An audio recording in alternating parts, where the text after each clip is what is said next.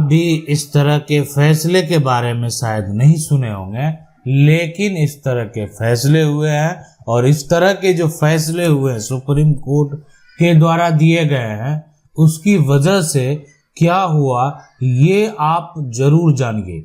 यानी देखें, अगर आपके पास कोई भी जमीन है, जमीन दादा की हो, जमीन परदादा की हो, जमीन माता की हो, जमीन पिता की हो, या जमीन आपने खरीदी है, सभी के लिए बेहद महत्वपूर्ण है यह सुप्रीम कोर्ट का फैसला। यानी सर्वोच्च न्यायालय जो है, यानी उसका जो फैसला है, तो सर्वोच्च न्यायालय ने बलवंत सिंह बनाम दौलत सिंह का जो फैसला है, अब ये कौन सा फैसला है? बलवंत सिंह और बनाम दौलत सिंह का, जिसका फैसला सुप्रीम कोर्ट के द्वारा दिया गया, और उस फैसले का सुप्रीम कोर्ट में जो है ना, उसका उल्लेख किया गया। सर्वोच्च न्यायालय ने जो ये फैसला दिया है, तो इसमें अगर बात करें मामले में, एक तरह से केस में जो है, अगर उसका उल्लेख किया है, तो कोर्ट का क्या कहना है आखिर इस मामले में? कोर्ट ये कह रहा है ना कि कानून के जो प्रक्रियाओं है उसके अनुसार टाइटल की अगर बात आएगी, सबसे पहले टाइटल की बात कब आएगी? ये जमीन देख रहे हैं, इस जमीन का मान लेते हैं एक व्यक्ति है जिसका नाम है राजेश, उसके पास जो है कागजात है, ठीक है। अब दूसरा जो मनोहर है, मनोहर के पास जो है उस जमीन का कब्जा है। राजेश के पास कागजात, मनोहर के पास क्या है? कब्जा है। तो आखिर इसमें क्या निष्कर्ष निकल सकता है? सबसे बड़ा सवाल जो यही है कि आखिर इसमें जो है निष्कर्ष क्या निकलेगा? निष्कर्ष देखें, यही निकलेगा कि अब दोनों जो है संपत्ति पर अपना टाइटल चाहता है। यानी राजेश जो है कागजात के आधार पर संपत्ति का टाइटल का दावा कर रहा है, और मनोहर जो है वो टाइटल का दावा कर रहा है संपत्ति पर कब्जा के आधार पर। लेकिन इस टाइटल से संबंधित जो मामले हैं, ये समझना बेहद जरूरी है कि इस टाइटल से संबंधित जो भी विवाद है, और उस विवाद को देखना, उस विवाद पर कोई भी मान लेते फैसला लेना, ये सारा काम जो है वो कह रहा है कि सिविल कोर्ट तय करेगा। यानी हर हाल में आपको अपनी समस्या को लेकर सिविल कोर्ट जाना ही पड़ेगा।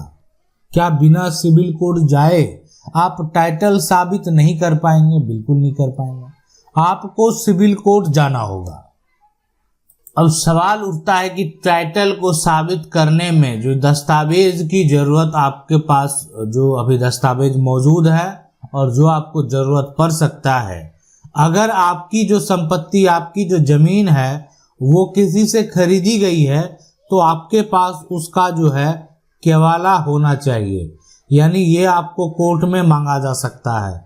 दूसरी बात, अगर ये आपकी पुश्तैनी संपत्ति है, तो आपके पास उस जमीन का खतियान होना चाहिए। ये हो गया। अब ये संपत्ति जो है आपको कहीं पर गिफ्ट में प्राप्त है, तो उस गिफ्ट का जो है यहाँ पर गिफ्ट आप कह सकते हैं, गिफ्ट का डीड जो है वो आपके पास होना चाहिए। इसके अलावे ये संपत्ति जो है, यानी ये आप चौथा आप कह सकते हैं वसीयत के आधार पर प्राप्त हुआ है, तो वसीयत तो होना चाहिए। लेकिन केवाला, खतियान और गिफ्ट की अगर बात करें तो इसको चैलेंज करना आसान है, इसलिए कि ये सब सारे रजिस्टर्ड डॉक्यूमेंट है। वसीयत जो है वो रजिस्टर भी, अनरजिस्टर भी हो सकता है। अनरजिस्टर का मान्यता अभी वर्तमान में कानूनी तौर पर है ही नहीं। तो अगर आपके पास जो है यहाँ पर रजिस्टर्ड जो है, ठीक है, वसीयत है, तो रजिस्टर्ड वसीयत है, तो क्या करेंगे? तो सबसे पहले जो आपका रजिस्टर्ड यहाँ पर वसीयत है, उस वसीयत को आपको चैलेंज करना पड़ेगा। काहे कि सामने वाला जो वसीयत तो देखा नहीं था, जैसे वसीयत देखा कि वसीयत भी है, अब जिसकी मृत्यु हुई है वो वसीयत किया है अगर, तो पहले तो वो वसीयत साबित करना पड़ेगा कि वो वसीयत जो किया गया है वो सही किया गया है कि नहीं, सही किया गया है कि नहीं। कि नहीं, ये तो पहले देखना होगा कि आखिर ये वसीयत जो है वो सही किया गया या नहीं किया गया। अगर ये वसीयत जो है वो सही नहीं किया गया, गलत जो है वसीयत से दावा किया जा रहा है, चैलेंज किया जा रहा है, तो फिर मान्य नहीं होगा। लेकिन जब मान्य अगर हो गया वसीयत, जो वसीयत किया गया वो सही किया गया, वसीयत के आधार पर जो है मान लेते हैं कोई दावा कर रहा है, राजेश जो है उसके पास कागजात है, अब कागजात के आधार पर यानी इसके पास एक वसीयत है और वसीयत के आधार पर ये कोर्ट में दावा कर रहा है कब्जा किसी और का है। अब वो भी पूरा जोर लगा दिए है कि ताकि किस तरह से इस वसीयत को फर्जी साबित किया जाए, किस तरह से इस वसीयत को गलत साबित किया जाए। तो जब एक तरह से कोर्ट का आदेश हो जाएगा तो उसके बाद क्या होगा, देखें अगर आपका जो वसीयत है ना वो साबित अगर हो गया तो उसके बाद यहाँ पर जो है सबसे पहले क्या होने वाला है इसको आप समझ लें कि आपको उस प्रॉपर्टी का टाइटल जो है आपके पास हो गया, आपके पास कागजात प्राप्त हो जाएगा। कोर्ट का जो डिग्री है वो एक सबसे आप कह सकते हैं महत्वपूर्ण कागजात है जिससे कि आप उस संपत्ति को आपको उस संपत्ति का मालिक घोषित कर दिया गया है। तो आप जो है अब संपत्ति का म्यूटेशन के लिए जो है दावा कर सकते हैं, इसलिए कि म्यूटेशन करा लेना भी बेहद जरूरी है ताकि आपका जो संपत्ति है जिसका टाइटल अब आपके पास है तो आपका दायित्व बनता है कि अब राजस्व भी जो है आपको ही देना चाहिए। तो राजस्व अगर दूसरे के नाम से जा रहा है फिर आप उसका म्यूटेशन नहीं कराएंगे तो एक सबसे बड़ी गलती हो सकती है। तो इसलिए म्यूटेशन भी करा लेना बहुत बेहद जरूरी है। तो आज यहाँ पर देखा जाए तो राजेश जो है इनके पास एक कागजात है, वसीयत है, जिस वसीयत को चैलेंज कर दिया गया। दूसरा कंडीशन क्या हो सकता है, दूसरा है कि वसीयत जो है ना वसीयत को साबित नहीं किया गया, यानी वसीयत जो है जो व्यक्ति के पास था वो साबित नहीं कर पाया, साबित नहीं कर पाया। या ये भी हो सकता है कि जो व्यक्ति के द्वारा वसीयत किया गया उसको वसीयत करने का अधिकार अभी नहीं था, वसीयत करने का अधिकार नहीं था।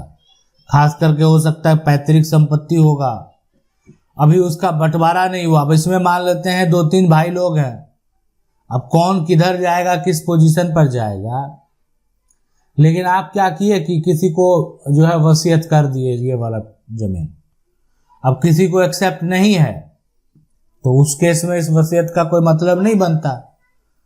लेकिन फिर भी अगर उस व्यक्ति की मृत्यु हो जाती है तो उसको जहां शेयर मिलेगा वसीयत के हिसाब से वहां उसको मिल भी सकता है। लेकिन परिवार में बंटवारा नहीं हुआ है, परिवार में जमीन को अगर डिवाइड नहीं किया गया है तो कोई भी पैतृक संपत्ति को वसीयत कैसे कर सकता है।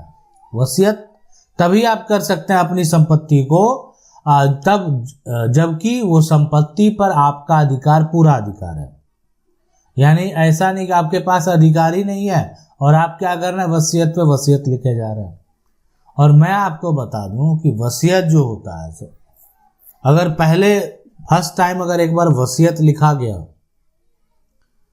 तो मरने से पहले दोबारा अगर कोई वसीयत फिर लिख दिया ना तो फर्स्ट जो वसीयत होता है उसी समय रद्द हो जाता है।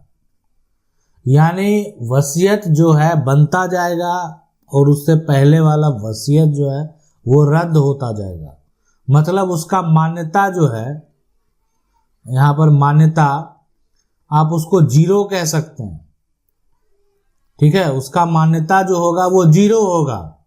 इस बात को समझ लें। अब बहुत लोगों के मन में ये सवाल होगा कि आखिर सर्वोच्च न्यायालय का जो बलवंत सिंह बनाम दौलत सिंह का फैसला है इसमें आखिर विवाद क्या था। लोग विवाद को जानना चाह रहे होंगे कि आखिर क्या विवाद इसमें रहा होगा, किस तरह से ऐसा फैसला दिया गया, क्या फैसला दिया गया, किस तरह से केस फाइल जो है किया गया। तो ये तमाम जानकारी हम आपको देने का प्रयास करेंगे कि आखिरकार इसमें क्या हुआ। यानी सुप्रीम कोर्ट सर्वोच्च न्यायालय ने इस मामले में दिए फैसले, मामले में जो फैसला दिया गया का उल्लेख किया तो आखिर क्यों किया, क्या कारण रहा होगा, ये जरूर बताएंगे आपको। आशा करते हैं वीडियो अच्छा लगा होगा। वीडियो को लाइक जरूर कर दे। चैनल को पहली बार देख रहे हैं सब्सक्राइब करके जो बेल आइकन है उसको जरूर दबा लें। मिलते हैं अगली वीडियो में, तब तक के लिए जय हिंद।